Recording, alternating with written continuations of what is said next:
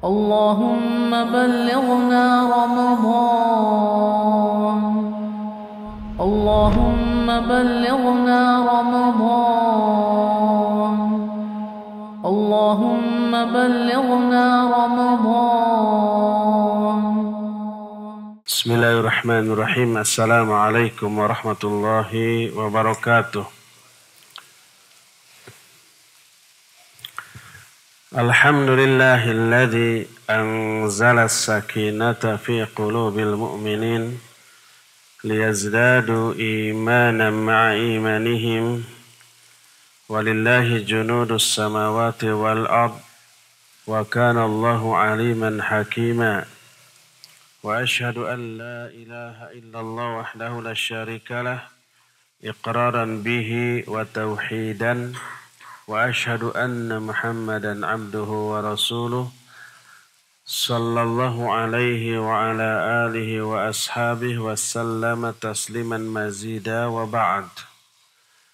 Hadirin jamaah Masjid Umar Ibn Khattab yang Allah muliakan, pendengar beberapa radio sunnah di Indonesia, pendengar radio Roja Bandung, baik melalui radio di 14.6 AM untuk Bandung dan sekitarnya, melalui streaming di mana saja Anda berada, melalui YouTube dan Facebook, juga para pendengar radio Al-Bayan Cianjur, pendengar radio Riyadul Jannah Tasikmalaya, Radio Insani Purbalingga, Radio RIS di Kebumen, Radio Amuba di Pangkal Pinang, Radio Hidayah di Pekanbaru, Radio Suara Kolbu di Papua, Irian Jaya, juga para pemirsa Ahsan TV di mana saja Anda berada, dan mungkin radio-radio lain yang ikut menyiarkan tapi tidak disebut namanya karena banyaknya. Kita alhamdulillah berjumpa kembali untuk melanjutkan bahasan tentang bulan Ramadan. Sudah diterangkan di pertemuan yang lalu bahwa saum termasuk rukun Islam yang wajib untuk dilakukan oleh seluruh kaum muslimin. Adapun manusia di dalam melakukan saum terbagi ke dalam 10 golongan. Golongan yang pertama adalah golongan yang memenuhi 6 persyaratan untuk saum. Siapa saja orang yang memenuhi 6 persyaratan ini, dia wajib melakukan saum di bulan Ramadan. Kalau tidak, dia berdosa besar. Apa saja 6 persyaratan ini? Pertama, dia muslim. Kedua, dia sudah baligh. Ketiga, dia berakal, tidak gila. Yang keempat, dia mukim. Mukim itu berada di tempat dia berdomisili, tidak sedang bepergian jauh.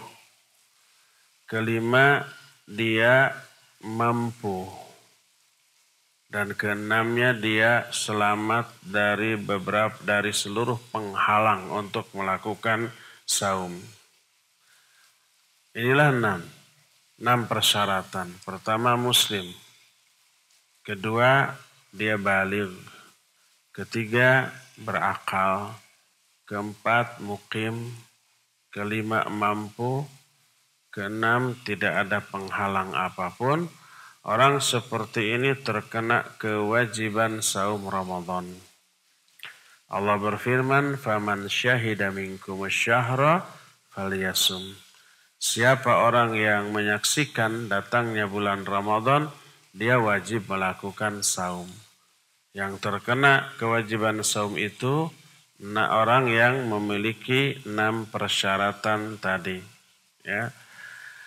Adapun kalau dia kafir, maka dia tidak terkena kewajiban saum. Kalau toh saum, maka saumnya tidak sah, tidak dipahalai, dan dia hanya merasakan lapar dan haus. Sebab orang yang kafir wajib menunaikan kewajiban yang pertama dari rukun Islam terlebih dahulu, yaitu apa? Mengikrarkan 2 kalimat syahadat. Maka wajib dia bersyahadat terlebih dahulu. Kalau dia umpamanya masuk Islam di pertengahan Ramadan, tanggal 15 dia baru masuk Islam, barulah sejak tanggal tersebut dia wajib saum. Adapun 15 hari yang pertama tidak harus diqadha karena belum terkena kewajiban. Allah berfirman, "Qul lilladzina kafaru iyantahu yughfar lahum ma qad salaf." Katakan kepada orang-orang kafir, kalau mereka berhenti dari kekafirannya alias masuk Islam, akan diampuni seluruh dosa-dosanya yang telah lalu. Bagaimana kalau dia pas pagi hari tidak saum, dia makan minum, pas zuhur dia masuk Islam. Kalau dia di tengah-tengah hari di bulan Ramadan dia masuk Islam, maka dia wajib sejak keislamannya melakukan saum. Dia menahan diri dari makan, minum, dan syahwat sejak zuhur masuk Islam tersebut. Adapun dari pagi sampai zuhur sampai dia masuk Islam, itu sudah berlalu dan tidak perlu untuk diqadha. Jadi dia wajib menahan makan, menahan minum, menahan syahwat sejak dia masuk Islam. Inilah golongan pertama, golongan orang yang memenuhi 6 syarat yang tadi disebutkan. Yang pertama muslim, kedua balik, 3 berakal, keempat mukim, 5 mampu, dan yang keenam tidak ada penghalang. Golongan kedua as-saghir, anak kecil yang belum balik. Anak kecil yang belum balik tidak terkena kewajiban saum. Kalau dia saum bagus sebagai latihan bagi dirinya, tapi dia belum memperoleh pahala. Tapi kalau tidak saum, dia tidak terlatih. Tidak berdosa karena belum dituliskan amal-amalnya, tapi beresiko. Apa resikonya? Kalau tidak dilatih saum, saumnya nanti aja setelah balik, dia tidak terbiasa dan akan mengalami rasa berat untuk melakukan saum. Rasul sallallahu alaihi wasallam bersabda, "Rufi'al qalamu an thalathatin, 'anil naimi hatta yastayqidha, wa 'anis saghiri hatta yakbura, wa 'anil majnuni hatta yufiqa." Kata Nabi sallallahu alaihi wasallam, diangkat pena dari 3 golongan manusia. Yang dimaksud pena di sini, pena malaikat pencatat. Di kanan kita, kiri kita ada raqib dan atid yang mencatatkan amal kita, bahkan ucapan kita. Ma yalfidhu min qawlin illa ladaihi raqibun atid. Tidak ada satupun kata yang terucap, terkeluarkan, terkatakan oleh mulut kecuali di sampingnya ada raqib dan juga ada atid. Itu yang mencatat dengan pena. Pena ini diangkat alias tidak dicatatkan dari 3 golongan manusia. 3 golongan manusia ini amalnya baik yang baik ataupun yang buruk tidak dicatat. Siapa 3 golongan ini? Pertama, orang yang tidur sampai dia terbangun dari tidurnya. Kalau dalam tidurnya dia ngigau, dia ngelindur dalam keadaan tidak sadar, karena masih pikirannya di alam mimpi, tapi dia bangun membaca Al-Quran, wudhu, sholat dalam keadaan tertidur, dia tidak dapat pahala. Kalau dalam tidurnya dia mukul orang, dia tidak berdosa karena dilakukan di luar kesadaran dia. Kedua, dari anak kecil sampai dia dewasa, sampai dia balik. Anak kecil seluruh amal-amalnya belum dicatatkan, baik yang baik ataupun yang buruk. Dan yang ketiga, dari orang gila sampai dia sembuh dari kegilaannya. 3 golongan ini tidak dicatat amal-amalnya. Otomatis belum terkena kewajiban. Belum wajib sholat, belum wajib saum, tidak wajib melakukan kewajiban-kewajiban yang lainnya. Hadis itu diriwayatkan Imam Ahmad, Abu Daud, An-Nasai, dan disahihkan oleh Al-Hakim dalam kitab Al-Mustadrak. Tapi anak kecil harus disuruh oleh orang tuanya untuk saum sebagai latihan dalam melakukan ketaatan. Ini juga yang dilakukan oleh generasi sahabat radhiyallahu anhum ajmain. Qad kana as-sahabatu ridwanullahi alaihim yusawwimuna auladahum wa hum sigharun wa yadhhabuna ila al-masjid fayaj'aluna lahum lu'bah min al-ihan fa idza bakau min faqdi ta'am a'tawhum lu'bah yatalahhawuna biha. Dulu para sahabat Nabi Muhammad SAW menyuruh anak-anak mereka untuk saum dalam keadaan masih kecil, belum balik. Mereka membawa anak-anak itu main ke masjid dan membuatkan alat permainan yang terbuat dari bulu.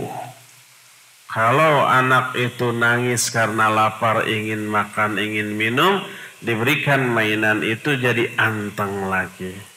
Lupa lagi kepada lapar, lupa lagi kepada haus sampai mereka tiba pada waktu maghrib baru berbuka. Jadi walaupun anak kecil belum terkena kewajiban, tapi harus dilatih, dipersiapkan. Pas balik itu sudah terbiasa, termasuk sholat.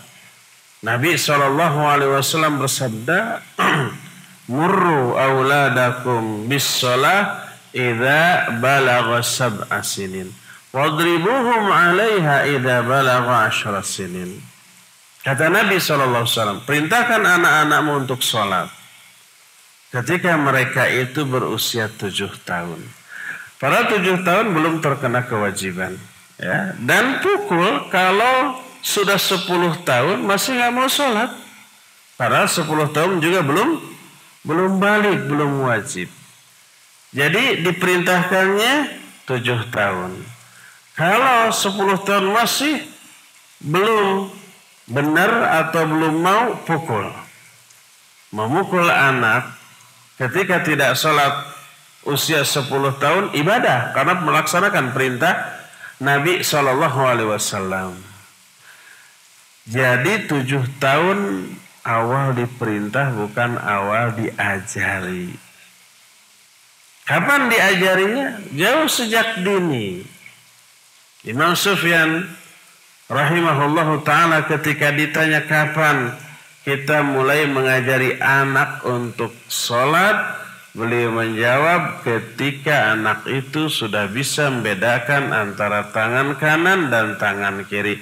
Ajari sesuai dengan kemampuan dia, daya tangkap dia dalam menyerap pelajaran. Dengan cara dibawa dulu ke masjid atau suruh melihat ayah ibunya sholat. Anak itu biasanya kata orang Sunda mah tuturut munding, ikut-ikutan.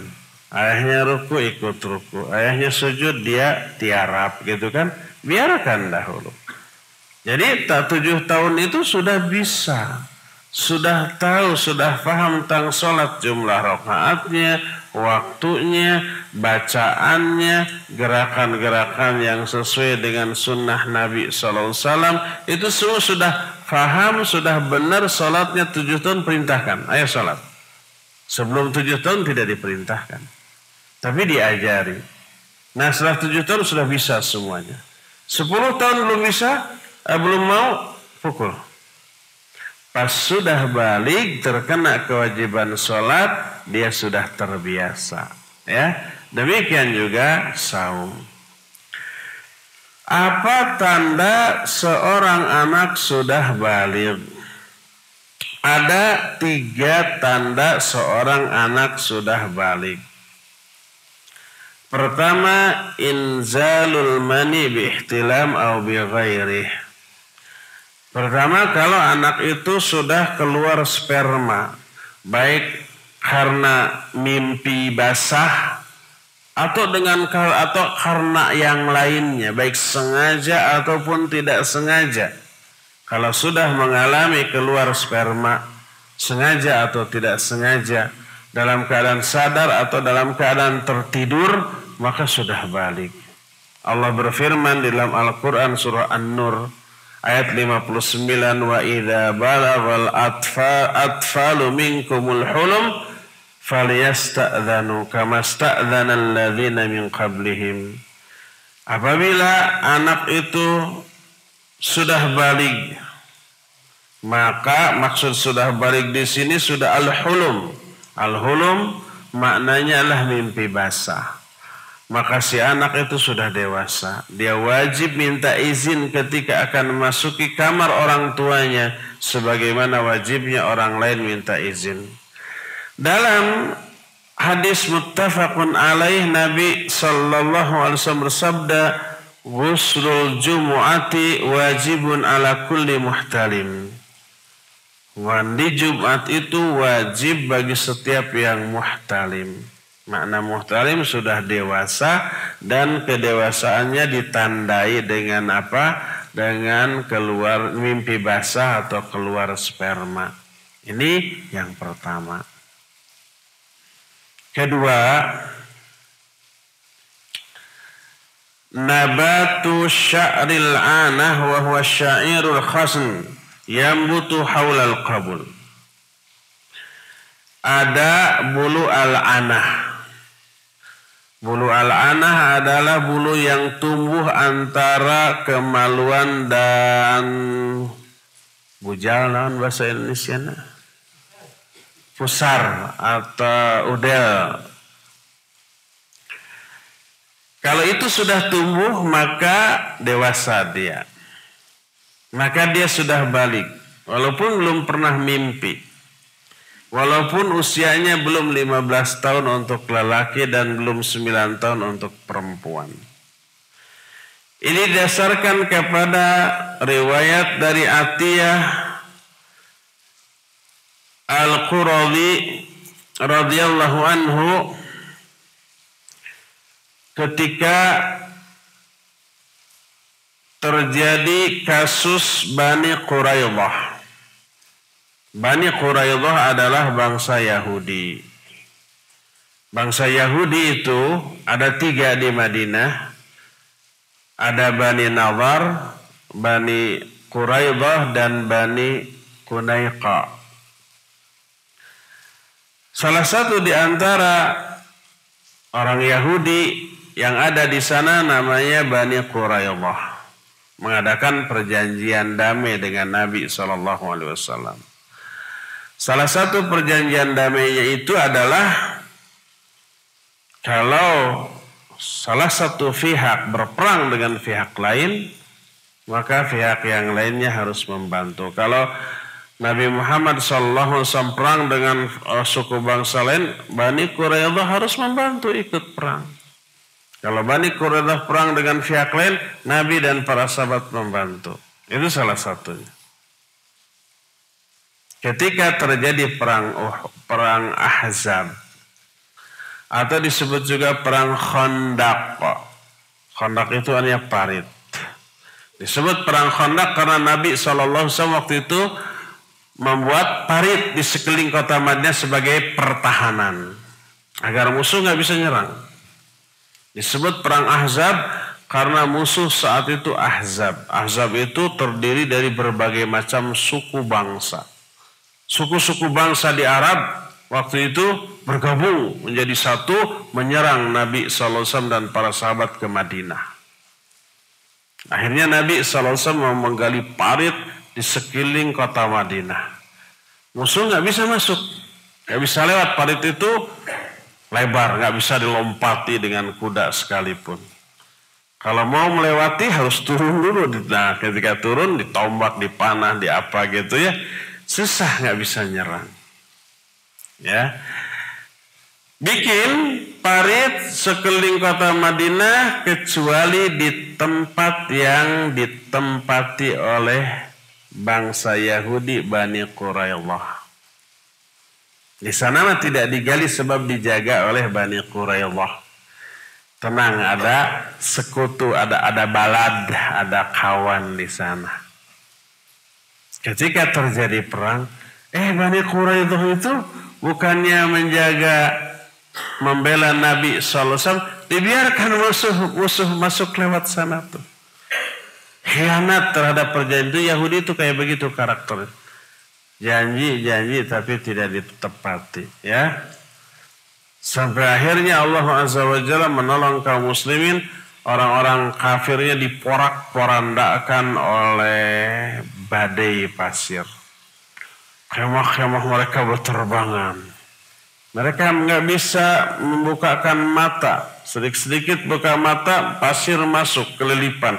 Akhirnya mereka mundur teratur pulang ke daerah masing-masing. Selesai perang Khandaq atau perang Ahzab. Tinggal Bani Quraidah nih. Nabi SAW sudah menggantungkan pedangnya mau mandi. Kata Jibril, kamu sudah menggantungkan pedang, adapun kami para malaikat belum. Masih belum selesai ini perang. Kata Nabi SAW, kemana lagi kita harus pergi? Musuh kita siapa nih? Bani Quraidah, tuh khianat. Akhirnya Nabi SAW mengambil kembali pedangnya dan kemudian pergi ke Bani Quraidah, meminta pertanggungjawaban. Si Bani Quraidah ya pasrah, ngaku sudah khianatnya. Akhirnya siap menerima hukuman, siap.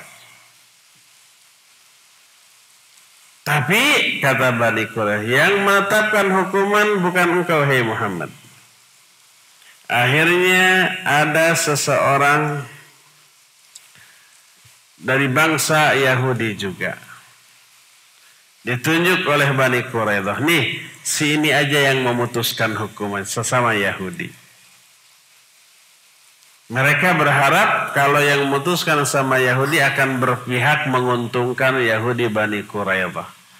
Nabi SAW setuju. Boleh, dia yang menetapkan hukuman. Hukumannya tidak terduga. Dia menetapkan seluruh laki-laki yang dewasa dibunuh dan wanita-wanita dan anak-anaknya menjadi tawanan. Wah, luar biasa ya. Akhirnya itu sudah menjadi kesepakatan, ya diputuskan. Laki-laki dewasanya dibunuh. Wanita dan anak-anaknya tidak. Para sahabat kebingungan tentang ABG. Apa ABG teh? Bukan aki-aki baung.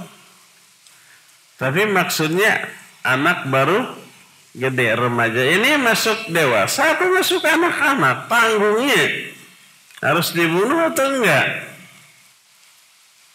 Akhirnya Nabi SAW merintahkan, lihat, kalau ada bulu anak yang tumbuh di dalam tubuh anak itu, bunuh dia. Karena dia sudah dewasa. Karena dia sudah ihtilam. Akhirnya para sahabat menangkapi remaja-remaja Yahudi Bani Quraidah, lalu dilihat kalau ada tumbuh bulu anak dibunuh, kalau enggak maka dibiarkan karena dia berarti belum balik, belum dewasa.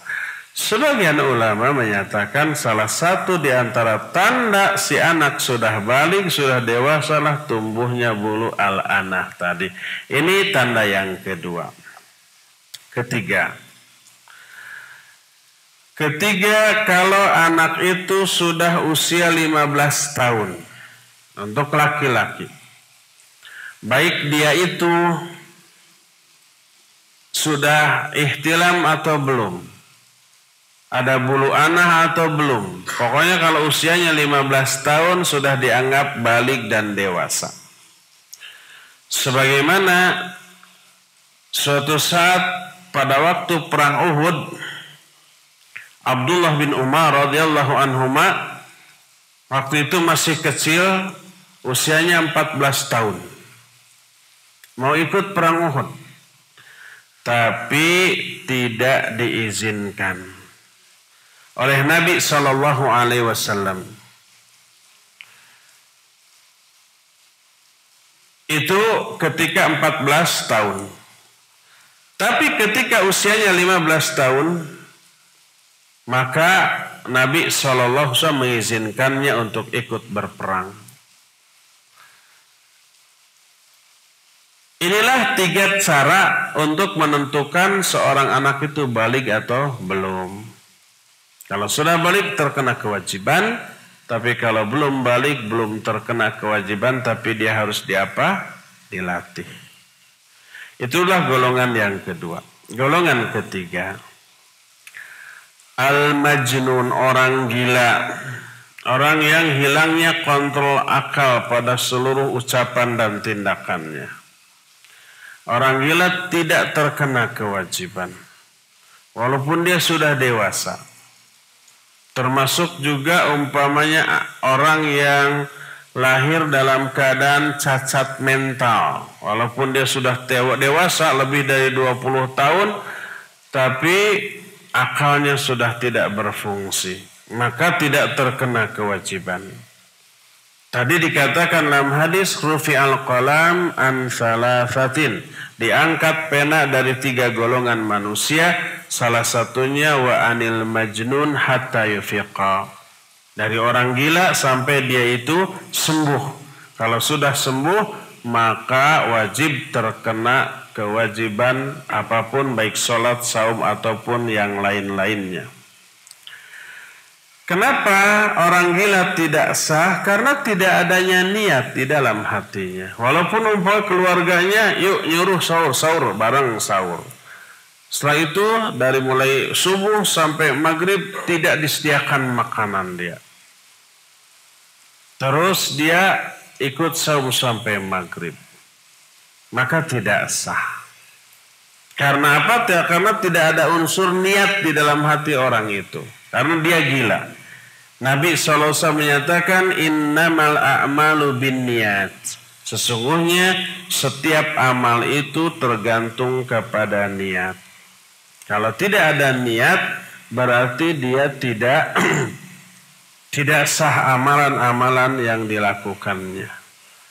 Oleh karena itulah maka apabila ada orang yang saum dalam keadaan normal, pertengahan hari ketika saum mendadak dia gila, batallah saumnya. Itulah golongan yang ketiga. Golongan keempat, al-haram alladhi balaghal hadiyan wa saqata tamizuhu fala yajibu alaihi siyam walal it'am li suquti taklif anhu bizawali tamizihi.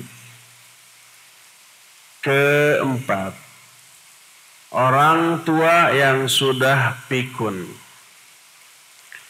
yang sudah hilang kontrol akal pada dirinya. Orang pikun itu sudah melebihi dari anak-anak. Kalau anak-anak bisa dinasihati, anak-anak bisa diberitahu. Kalau orang tua yang sudah pikun dikasih tahu, dinasihati malah ngambek. Ada orang tua umpamanya sudah pikun, jam 9 dia mandi, jam 9 pagi kemudian sholat 4 rakaat. Ditanya uyut, biasanya uyut itu. Uyut itu orang tua dari kakek kita ya. Itu sholat apa tadi? Sholat duhur. Belum waktunya Uyut, ini baru jam 9. Marah dia, sok tahu kamu. Kamu masih anak kecil gitu ya. Malah ngambek ya kayak begitu. Tapi pas sholat duhur tidak, pas adzan duhur tidak sholat. Sholat lagi nanti setelah maghrib. Dinasihati malah ngambek. Yang seperti itu sudah pikun, maka sudah tidak terkena kewajiban. Sama dengan anak kecil, sama dengan orang gila. Makanya pas Ramadan, maka dia tidak terkena dengan kewajiban saum. Apakah harus it'am? It'am itu memberi makan orang miskin dalam bentuk fidyah. Tidak, dia tidak terkena kewajiban fidyah. Karena gugurnya taklif dari diri dia. Taklif itu pembebanan kewajiban. Dia tidak wajib saum. Kalau tidak wajib saum, maka tidak ada kewajiban untuk difidyahi. Sama dengan anak kecil. Anak kecil hidup, tapi dia tidak kuat untuk makan, lalu berbuka di siang hari. Apakah harus dibayar fidyah? Enggak. Apakah harus diqadha nanti? Tidak. Kenapa? Karena dia belum terkena kewajiban. Demikian juga orang gila. Demikian juga orang yang sudah pikun tadi. Sudah, dia tidak wajib apa-apa. Termasuk tidak harus dibayar dengan fidyah karena gugurnya kewajiban saum pada diri orang itu. Inilah yang keempat. Kelima, al-ajiz anisyam azzan mustamirran la yurja zawaluhu kal kabiri wal maridi maradan la yurja bar'uhu. Kata Syekh Al-Utsaimin rahimahullah, yang kelima adalah orang yang tidak mampu secara permanen untuk melakukan saum. Yang tidak mungkin lagi nanti muncul kemampuan untuk saum. Seperti orang yang sudah manula, manusia lanjut usia.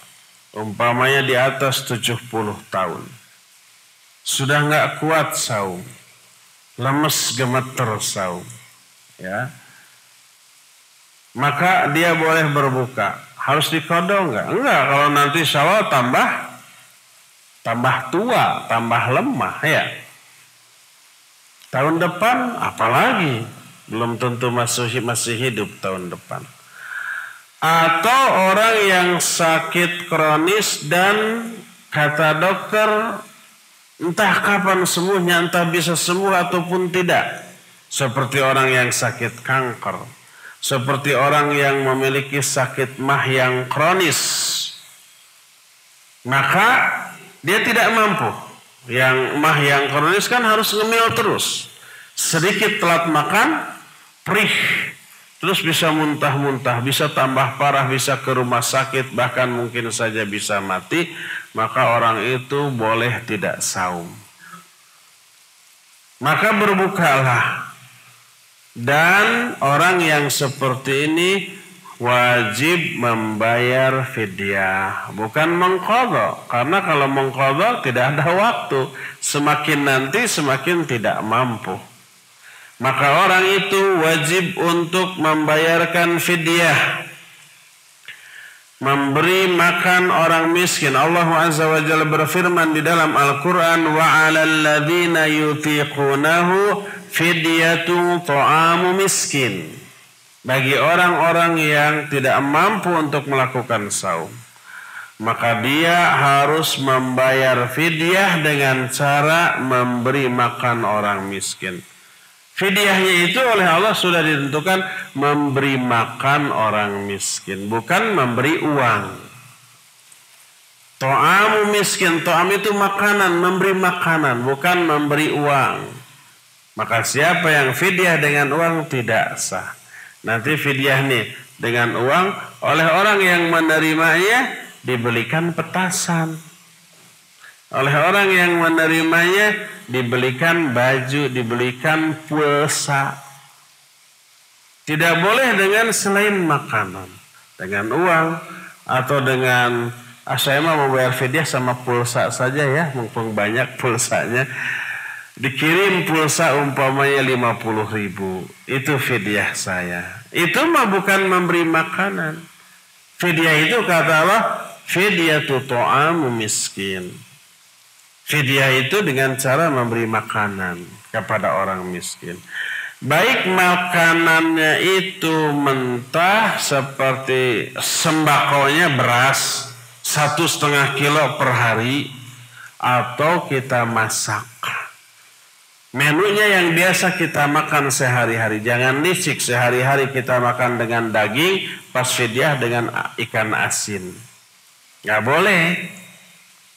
Sehari-hari satu porsi kita makan umpamanya 25.000, pas mau fidyah pesen nasi bungkus 10.000 satu bungkus. Tidak boleh yang seperti itu. Harus dengan menu yang biasa kita makan. Kalau beras yang sehari-hari kita makan sekilo 10.000, pas fidyah sekilo 5.000 saja. Nggak boleh. Harus beras yang biasa kita makan. Jadi boleh ini berasnya 1,5 kilo, setengah sok, atau kita dengan masakan, baik kita yang masak atau membeli ke warung nasi dengan menu yang biasa kita makan. Satu hari kita berikan kepada seorang fakir miskin. Itulah golongan yang ke berapa? Kelima ya. 5 golongan lagi nanti kita akan bahas esok hari, karena ada 10 golongan manusia.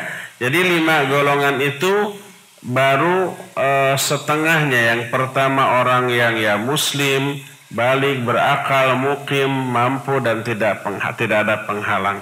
Kedua anak kecil. Yang pertama tadi wajib saum. Yang kedua anak kecil tidak wajib tapi harus dilatih. Yang ketiganya kita sudah jelaskan orang gila. Orang gila tidak wajib dan tidak harus dilatih, biarkan saja semau mereka. Kemudian yang keempatnya orang yang pikun. Yang pikun juga biarkan saja semau dia. Orang gila, anak kecil, dan orang pikun tidak wajib saum dan tidak harus diganti dengan fidyah ataupun qadha ya. Dan yang kelima orang yang tidak mampu saum. Baik tidak mampunya itu karena usia yang tua, kondisi yang lemah secara permanen, atau karena punya sakit kronis yang juga permanen. Maka orang ini tidak wajib saum tapi wajib diganti dengan membayar fidyah. 5 golongan yang tersisa insya Allah nanti kita akan teruskan di hari esok. Sekarang penjelasan saya cukup sampai di sini dan kita masih punya sisa waktu untuk bertanya jawab. Kita persilakan dari bapak-bapak terlebih dahulu untuk bertanya. Wassallallahu ala nabiyina Muhammadin wa ala alihi wa ashabi wassalam. Silakan Pak.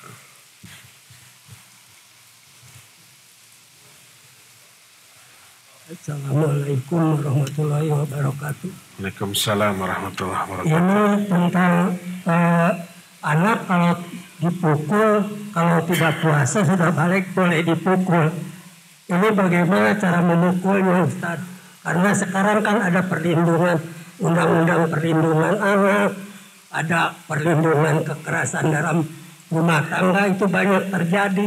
Seperti guru aja menyentil kupingnya murid, kalau orang tua tidak senang bisa diadukan ke polisi. Nah, ini bagaimana cara ininya agar kita tidak terkena hukum itu Ustaz? Cukup sekian, terima kasih. Assalamualaikum warahmatullahi wabarakatuh. Waalaikumsalam warahmatullahi wabarakatuh. Ya, sekarang ada undang-undang KDRT ya. Suami nggak boleh memukul istri, orang tua nggak boleh memukul anak, guru juga tidak boleh memukul murid-muridnya. Padahal Al-Quran, hadis membolehkan itu dengan alasan tertentu, dengan batasan tertentu. Suami dibolehkan memukul istri menurut Al-Quran. Surah An-Nisa ayat 34, Wallati takhafuna nusyuzahunna fa'idhuhunna wahjuruhunna fil madaji wadribuhunna. Wanita-wanita yang kalian khawatirkan akan berbuat nusyuz kepada suami, didiklah mereka. Kalau enggak mempan, dididik, dinasihati, pisah tempat tidur. Kalau enggak mempan dengan hal itu, fadribuhunna, pukullah mereka. Hadis tadi, murru auladakum idza balagha sab'a sinin wadribuhum 'alaiha idza balagha 10 sinin. Perintahkan anak-anakmu untuk sholat ketika 7 tahun dan pukul kalau sudah 10 tahun tidak sholat. Ayat dan hadis menyuruh.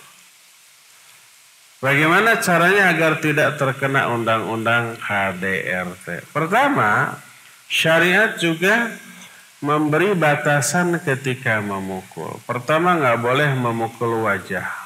Wala tadribil wajah. Kedua, ghairu mubarrih. Tidak boleh menimbulkan tapak. Apa tapak teh? Bekas. Apalagi menimbulkan luka. Sampai berdarah, sampai lebam-lebam. Menimbulkan bekas juga tidak boleh, ya. Tidak boleh wajah dan kepala, tapi bagian tubuh lain, pahanya, kakinya, tangannya. Dan tidak boleh menimbulkan bekas. Bahkan sebagian ulama menyatakan dipukulnya dengan siwak. Dengan siwak. Siwak itu batang pohon siwak yang besarnya mungkin sebesar jari kita. Sebesar kelingking kita. Dan panjangnya hanya sejengkal kurang. Jadi ketika dipukulkan dijamin gak akan mungkin bisa keras, gak mungkin juga sampai menimbulkan bekas. Sebagian ulama menyatakan tidak boleh menimbulkan rasa sakit. Loh, kalau tidak sakit ngapain dipukul? Walaupun tidak sakit, bukan sakit tidaknya, tapi esensi di balik pukulan itu. Pukulan itu walaupun tidak keras, tidak menyakitkan, tapi itu mewakili kejengkelan, kemarahan suami kepada istri atau orang tua kepada anak. Biasanya suami berlemah lembut kepada istri, orang tua berlemah lembut kepada anaknya. Suatu saat karena kebandelan, karena kedurhakaan, dengan mimik muka yang serius, ya, tidak ada ekspresi canda atau senyum, dia marah sambil memukul. Itu secara psikis ke hati istri, ke hati anak kecil itu lebih menyakitkan, ya. Nah, kalau pukulannya seperti itu, tidak ada bekas, tidak ada luka, bahkan tidak sakit-sakit asan, bisa nggak diadukan ke polisi? Enggak. Polisi nanti minta bukti. Mana bukti bahwa Anda dipukul? Ini mana nggak ada bekasnya? Tidak bisa. Sebab nanti harus ada pelaporan tindak kejahatan apapun, harus ada bukti atau saksi. Ya, kalau tidak ada bukti, tidak ada saksi, nggak bisa diproses. Sehingga suami yang memukul istrinya atau orang tua yang memukul anaknya tanpa ada bekas, tanpa ada luka, tanpa ada bukti, maka nanti susah untuk dibuktikan di pengadilan. Itu yang harus kita lakukan. Wallahu a'lam bishawab. Ibu-ibu di belakang ada. Muzain atau Dadang di studio? Muzain ya, Dadang ada di sini. Halo Ustaz. Iya, silakan. Ini dari pendengar Radio Raja Bandung. Ustaz, istri Ana sedang menyusui tanpa hamil atau nifas. Bolehkah dia tidak berpuasa? Dan jika tidak berpuasa, apakah harus mengqadha atau fidyah? Tapi dari stamina istri Ana masih mampu untuk berpuasa. Bagaimana hukumnya, Ustaz? Iya. Barakallahu fiik yang barusan bertanya, ya. Istrinya sedang hamil, menyusui ya. Istrinya sedang menyusui, tidak haid, tidak nifas, tapi sedang menyusui. Nifasnya sudah selesai, maksimal 40 hari gitu ya. Ini usia anak baru 2 bulan atau 3 bulan masih disusui. Kalau ibu yang menyusui itu saum kuat apa tidak? Ya pasti kuat. Apalagi dengan motivasi agama, motivasi ibadah pasti kuat. Yang hamil juga kuat, yang menyusui juga kuat. Tapi dikhawatirkan ada efek. Efeknya apa? Efeknya ke anaknya dan juga ke ibunya. Anaknya ketika sedang menyusu, ASI dari ibu yang menyusuinya itu nggak bergizi karena kurangnya asupan makanan. Dikhawatirkan ada kelainan, dikhawatirkan akan berdampak buruk kepada anaknya, nanti daya imunitas tubuhnya menurun, jadi gampang kena penyakit, atau umpamanya dikhawatirkan suatu saat ada naudzubillah, tapi ada cacat kelemahan di bidang tertentu, dikhawatirkan begitu yang menjadi uzur bagi orang yang menyusui untuk tidak saum. Oleh karena itulah maka lebih utama tidak saum kalau dikhawatirkan ada dampak buruk. Mungkin ibu kuat saat itu, tapi dampaknya Lebaran nanti akan terasa. Si ibu itu ya sudah saum, ya sudah dia disedot terus oleh anaknya 2 kali lipat, ya sudah tidak makan, tidak minum, tidak ada asupan yang masuk ke dalam tubuhnya, ya juga disedot oleh anaknya. Anaknya yang menyedot ASI yang kurang gizi atau yang tidak bagus karena dalam keadaan lapar tadi. Dikhawatirkan ada efek, walaupun kuat mah pasti kuat. Insya Allah kuat. Tapi efeknya yang dikhawatirkan akan terjadi, ya.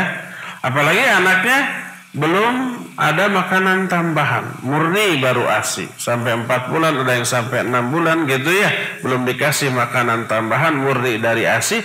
Oh, itu gizi untuk si ibu harus betul-betul diperhatikan.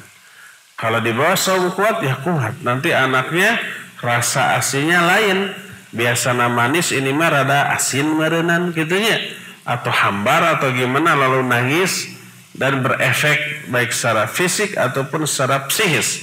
Akhirnya si anak karena ASI yang disedotnya nggak enak, akhirnya jadi trauma, tidak mau menyusu lagi nanti. Dikhawatirkan begitu ya. Maka lebih utama batal saumnya dan bayar fidyah ya. Tentang apakah harus bayar fidyah atau qadha, yang lebih kuat bayar fidyah untuk yang hamil dan yang menyusui. Nanti kita akan bahas esok tentang apanya, tentang dalil-dalil yang menjelaskan orang yang hamil dan yang menyusui. Wallahu a'lam bishawab. Silakan lagi Muzayyin, 2 pertanyaan untuk pendengar. Ustaz, ada pertanyaan dari Cianjur, dari Abu Nur Al Cianjuri. Bismillahirrahmanirrahim. Assalamualaikum warahmatullahi wabarakatuh. Afwan Ustaz, bagaimana dengan orang yang pikun atau sakit permanen yang mana ia tidak mampu fidyah dikarenakan kemiskinannya? Jazakallahu khair. Iya, barakallahu fiik. Tadi yang pikun karena dia tidak terkena kewajiban, ya. Dia tidak wajib fidyah, tidak wajib saum karena tidak terkena kewajiban. Mungkin maksudnya yang sudah tua, lemah, tapi tidak pikun. Otaknya, akalnya masih lurus, masih jejeg, masih normal, tidak pikun. Tapi fisiknya lemah. Ada kan orang tua fisiknya lemah tapi tidak pikun, ada yang seperti itu. Nah, yang seperti itu barulah terkena kewajiban membayar fidyah. Demikian juga yang sakit permanen, dia terkena kewajiban fidyah. Lalu kalau dia miskin, jangankan untuk bayar fidyah, untuk makan sehari-hari saja susah. Maka yang seperti itu bebas dari kewajiban. Bayar fidyah nggak mampu. Saum juga nggak mampu. Ya, maka la yukallifullahu nafsan illa wus'aha. Allah tidak membebani seseorang dengan kewajiban kecuali sesuai dengan kemampuannya. Kalau tidak mampu berarti dia bebas dari kewajiban, ya. Sama dengan haji. Haji wajib dan rukun Islam, tapi tidak mampu ya sudah terbebas dari kewajiban. Zakat itu wajib, tapi tidak mampu ya bebas dari kewajiban. Adapun kalau sholat mah sesuai dengan kemampuan, nggak bisa sambil berdiri sambil duduk, nggak bisa sambil duduk sambil berbaring, walaupun dengan isyarat ya dibolehkan. Wallahu a'lam bissawab. Ya, kembali ke bapak-bapak tadi. Mana mic? Assalamualaikum Ustaz. Waalaikumsalam warahmatullahi. Saya banyak orang yang bertanya sama saya, terutama kawan-kawan sering ngajak sholawatan. Padahal sholawat sering saya lakukan setiap sholat, sudah melekatkan pada sholat. Ini sholawatan seperti sholawat apa tuh saya nggak tahu. Yang pada intinya kalau sholawat yang dianjurkan kan sholawat Ibrahim di dalam sholat. Sholawat hari Jumat katanya. Itu kan sholawatan. Bagus. Kalau sholawat saya setiap hari Jumat lebih bagus. Sholat berjamaah kan sudah melekat dalam sholat itu. Yang ingin saya tanyakan, apakah ada anjuran sholawatan khusus misalnya selain dalam sholat itu? Sekian Ustaz. Assalamualaikum warahmatullahi wabarakatuh. Waalaikumsalam warahmatullahi wabarakatuh. Iya. Membaca salawat kepada Nabi SAW diperintahkan oleh Al-Quran. Allah menyatakan, Innallaha wa malaikatahu yusalluna 'alan nabi ya ayyuhalladzina amanu sallu 'alaihi wa sallimu taslima. Sesungguhnya Allah dan para malaikatnya bersalawat kepada Nabi. Hai orang-orang yang beriman, bersalawatlah kalian kepada Nabi dan bersalamlah kepadanya dengan sebenar-benarnya. Jadi perintahkan. Nabi SAW juga menganjurkan dan memberi iming-iming. Fa innahu man shalla alayya salatan sallallahu alaihi biha asyra. Siapa orang yang bersalawat kepadaku satu kali, maka Allah akan bersalawat kepada orang itu 10 kali. Jadi salawat itu dianjurkan dan hukumnya sunnah. Kapan yang disunnahkannya bersalawat? Pertama, kalau malam Jumat dan hari Jumat diperintahkan sebanyak mungkin salawat, ya. Berapa ribu kali? Tidak terbatas, sesering mungkin, lebih sering lebih bagus. Ya, kapan saja, di mana saja, selama bukan di tempat yang terlarang. Kalau di WC lagi jongkok ya jangan bersolawat. Nah, itu yang pertama. Kedua, ada solawat yang wajib. Kapan yang wajib? Pertama di dalam sholat, yaitu di dalam apa? Tahiyat, itu wajib. Termasuk rukun, salah satu rukun sholat adalah bersolawat kepada Nabi SAW dalam tahiyat. Kedua yang juga wajib adalah ketika nama Nabi Muhammad SAW disebut. Siapapun yang menyebut baik kita ataupun orang lain dan kita mendengar, maka kita bersalawat wajib. Kalau tidak, didoakan kecelakaan oleh malaikat Jibril dan diaminkan oleh Nabi SAW. Berkata Nabi SAW, ya, ketika beliau naik mimbar, tiba-tiba mengaminkan 3 kali. Amin, amin, amin. Padahal nggak kedengaran berdoa. Para sahabat kaget. Alama amanta ya Rasulullah. Apa yang engkau aminkan wahai Rasulullah? Kata beliau, atani Jibril. Barusan Jibril datang. Lalu berkata kepadaku, Raghima amfumrin idza dzukirta indahu wa lam yusalli alaika. Qul amin ya Muhammad, faqultu amin. Kata malaikat Jibril, celaka seseorang apabila namamu hai Muhammad disebut di depan dia tapi dia tidak bersolawat kepadamu. Katakan amin olehmu, maka aku pun mengatakan amin. Jadi wajib kita bersolawat kepada Nabi Sallallahu Alaihi Wasallam kalau nama beliau disebut. Ini yang wajib ya. Selebihnya adalah sunnah. Nah, ini yang disebut dengan salawat yang mutlak. Mutlak itu tidak dibatasi waktunya, jumlahnya, lafadznya. Selama lafadznya isinya salat, baik sallallahu alaihi wasallam, baik Allahumma sholli ala wasallim, baik alaihi wassalatu wassalam atau yang sejenisnya, terserah ya.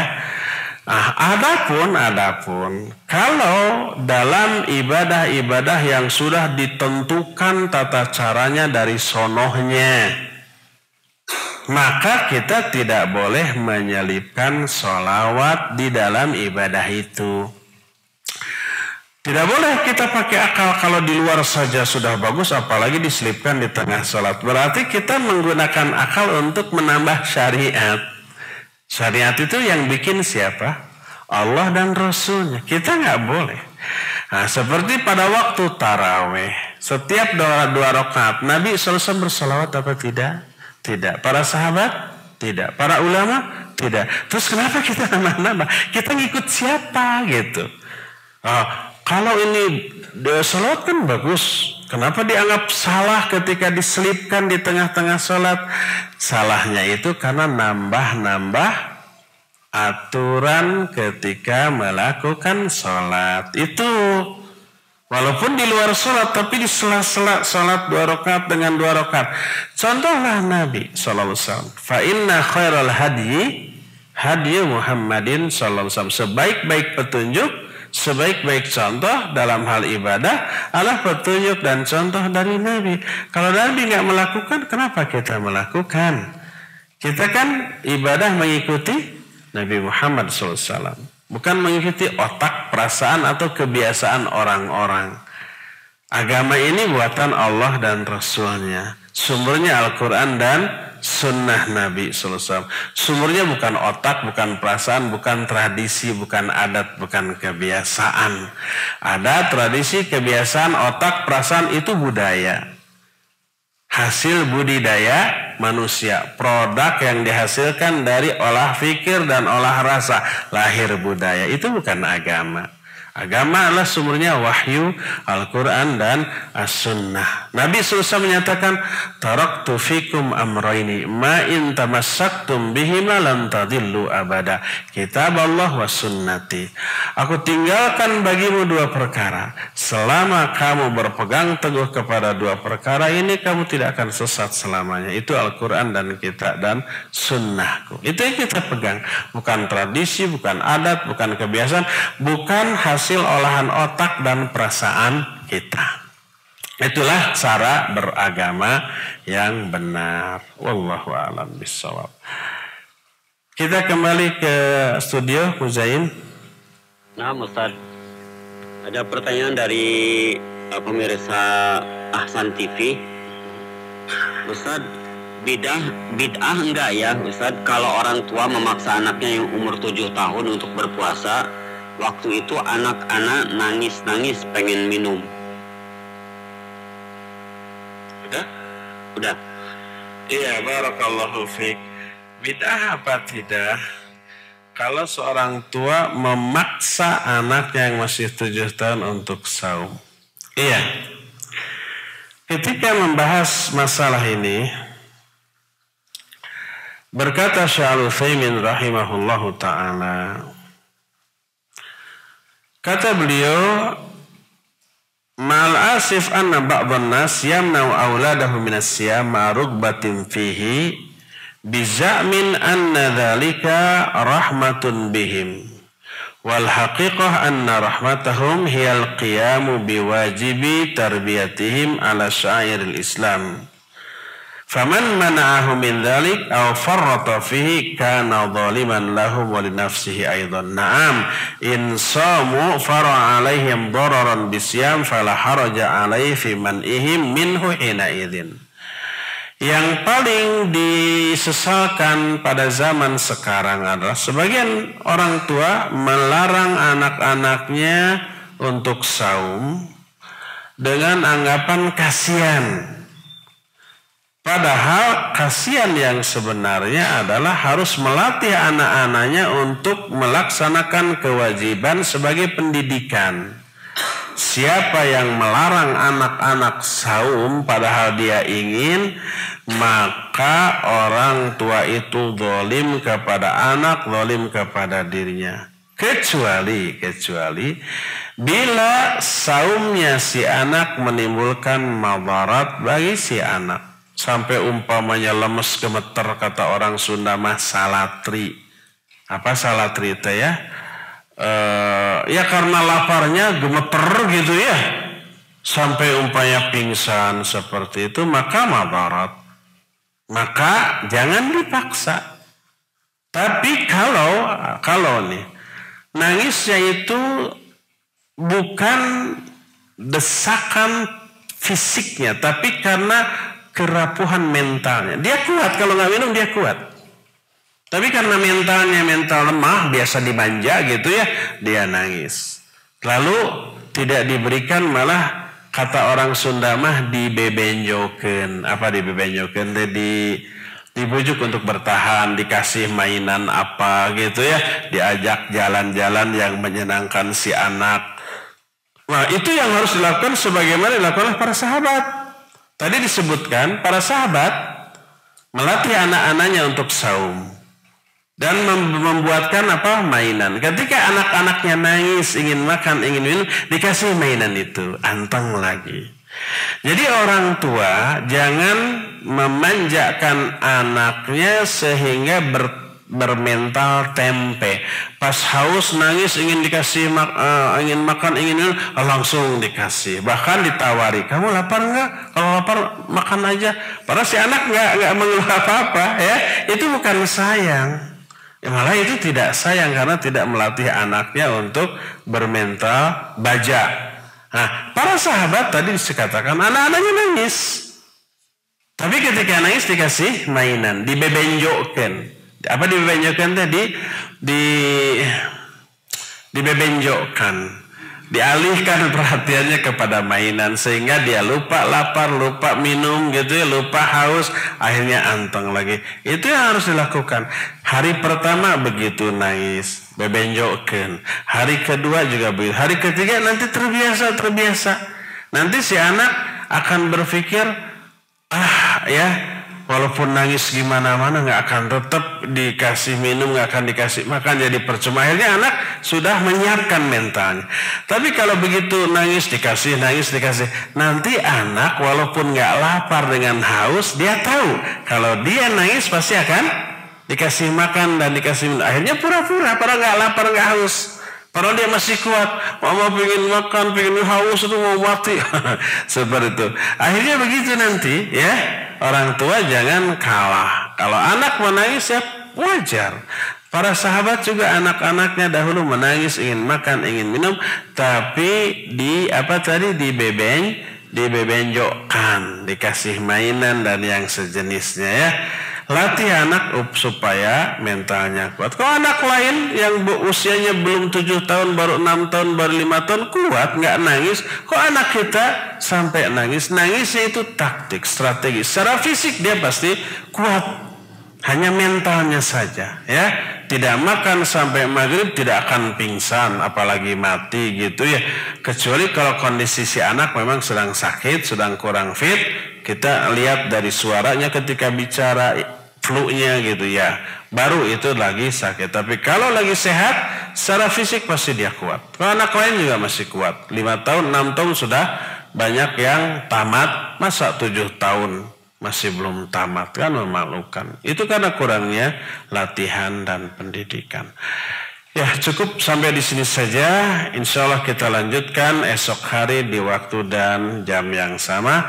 Subhanakallahu bihamdik asyhadu an la ilaha illa anta astaghfiruka wa atubu ilaik walhamdulillahi rabbil alamin. Wa sallallahu ala nabiyina Muhammadin wa ala alihi wa ashabihi wasallam. Wassalamualaikum warahmatullahi wabarakatuh.